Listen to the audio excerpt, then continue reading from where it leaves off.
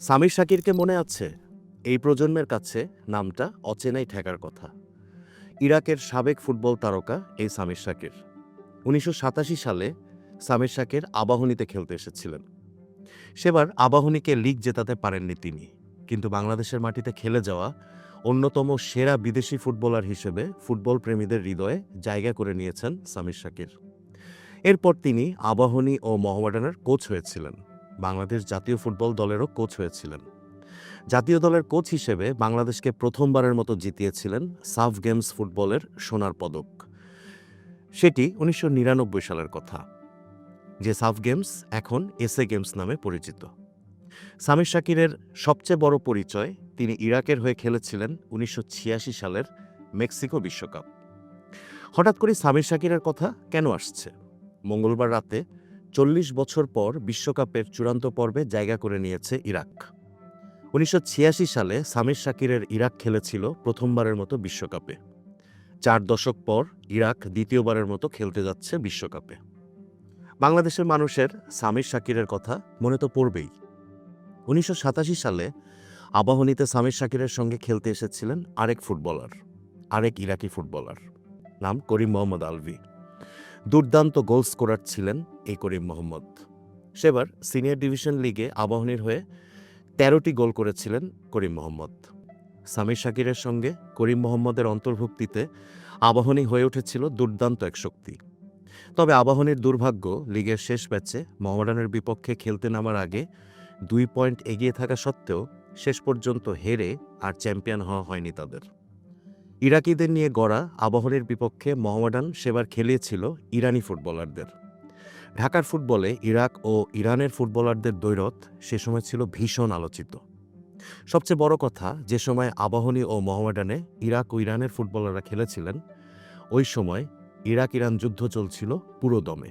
মঙ্গলবার রাতে আন্তঃমহাদেশীয় প্লে অফে বলিভিয়াকে ২-১ গোলে হারিয়ে ৪০ বছর পর বিশ্বকাপের চূড়ান্ত পর্ব নিশ্চিত করা ইরাককে এশীয় ফুটবলের অন্যতম বড় শক্তিই বলা হয়। কিন্তু সে তুলনায় তাদের অর্জন অনেক কম, বিশেষ করে প্রতিবেশী ইরান কিংবা সৌদি আরব বা জাপান, দক্ষিণ কোরিয়ার মতো দেশগুলোর তুলনায়। ইরাকের সর্বোচ্চ সাফল্য ২০০৭ সালে এশিয়ান কাপ জেতা। ৮০ দশক ছিল ইরাকি ফুটবলের সোনালি সময়। বিশ্বকাপে খেলা ছাড়াও এই সময় ৯টি শিরোপা জেতে তারা। এর মধ্যে ছিল ১৯৮৮ সালে অ্যারাবিয়ান গলফ কাপ ও আরব কাপের শিরোপা। ১৯৯৪ বিশ্বকাপেরও খুব কাছাকাছি গিয়েছিল ইরাক। বাছাই পর্বের দ্বিতীয় রাউন্ডে দুর্দান্ত খেলেও উত্তর কোরিয়ার বিপক্ষে ৩-২ গোলে হারটাই শেষ পর্যন্ত ইরাককে বিশ্বকাপে যেতে দেয়নি। মাত্র ২ পয়েন্টের ব্যবধানে বিশ্বকাপের চূড়ান্ত পর্বে পৌঁছাতে পারেনি ইরাক সেবার। অথচ উত্তর কোরিয়ার বিপক্ষে ম্যাচটিতে ২-০ গোলে এগিয়ে গিয়েছিল শুরুতে ইরাকিরাই। এবার আসুন ১৯৮৬ বিশ্বকাপে কেমন খেলেছিল ইরাক সেটা দেখে নিই। সেবার গ্রুপ বিতে ইরাকের সঙ্গী ছিল স্বাগতিক মেক্সিকো, বেলজিয়াম ও প্যারাগুয়ে। খুব একটা খারাপ ছিল না ইরাকের পারফরম্যান্স। প্যারাগুয়ে ও মেক্সিকোর বিপক্ষে ১-০ গোলে হারে তারা। বেলজিয়ামের মতো দলেরও ইরাককে হারাতে যথেষ্ট কষ্ট করতে হয়েছিল। স্কোরলাইন ছিল ২-১। ইরাকের পক্ষে বিশ্বকাপে একমাত্র গোলটি করেছিলেন তাদের কিংবদন্তি ফুটবলার আহমেদ রাদি। নিজেদের প্রথম বিশ্বকাপে অবশ্য একটি ঘটনা ইরাক ভুলে যেতে চাইবে। বেলজিয়ামের বিপক্ষে ম্যাচে রেফারির গায়ে থুতু দিয়ে লাল কার্ড দেখেছিলেন বাংলাদেশের সাবেক কোচ সামির শাকির। তাকে সে সময় ১ বছরের জন্য নিষিদ্ধ করে ফিফা। সামির শাকিরের আন্তর্জাতিক ক্যারিয়ার সেখানেই শেষ হয়ে গিয়েছিল। ২ ইরাকিকে কিভাবে সই করিয়েছিল আবাহনী, আসুন জেনে নিই।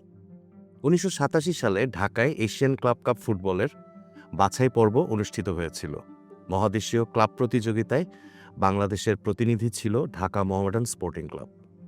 তাদের গ্রুপ সঙ্গী ছিল ভারতের মোহনবাগান, পাকিস্তানের বিমান বাহিনী দল, নেপালের মানাং মার্সিয়ান্দি ও ইরাকের আল রশিদ ক্লাব। আল রশিদ ক্লাবে ছিলেন ইরাকের জাতীয় ফুটবল দলের বেশ কয়েকজন তারকা, যারা ৮৬ বিশ্বকাপে খেলেছিলেন। সামির শাকির ছিলেন আল রশিদ ক্লাবের অধিনায়ক। শক্তিধর সেই দলটি ঢাকা মোহামেডানকে হারিয়েছিল ৫-১ গোলে। এরপরই লিগের জন্য সামির শাকির ও করিম মোহাম্মদ আলভিকে দলভুক্ত করে আবাহনী। সে সময় সামির শাকির আর করিম মোহাম্মদের দলভুক্তি হইচই ফেলে দিয়েছিল বাংলাদেশের ফুটবলে। যদিও সেই মৌসুমেই মোহামেডানে একই সঙ্গে কোচ ও খেলোয়াড় হিসেবে খেলেছিলেন ইরানের হয়ে ১৯৭৮ সালে আর্জেন্টিনা বিশ্বকাপে খেলা গোলরক্ষক নাসের হেজাজি। ৪০ বছর বাদে ইরাকের বিশ্বকাপে কোয়ালিফাই করার এই সময়ে বাংলাদেশের ফুটবল প্রেমীদের একটা প্রজন্মের খুব করেই মনে পড়বে ঢাকার মাঠে খেলে যাওয়া দুই ইরাকি বিশ্বকাপ তারকার কথা। বাংলাদেশের ফুটবলের চিরদিনের নস্টালজিয়া যে তারা। ইরাকের দ্বিতীয়বারের মতো বিশ্বকাপ যাত্রা তাই স্মৃতিকাতর করে দিচ্ছে বাংলাদেশকে।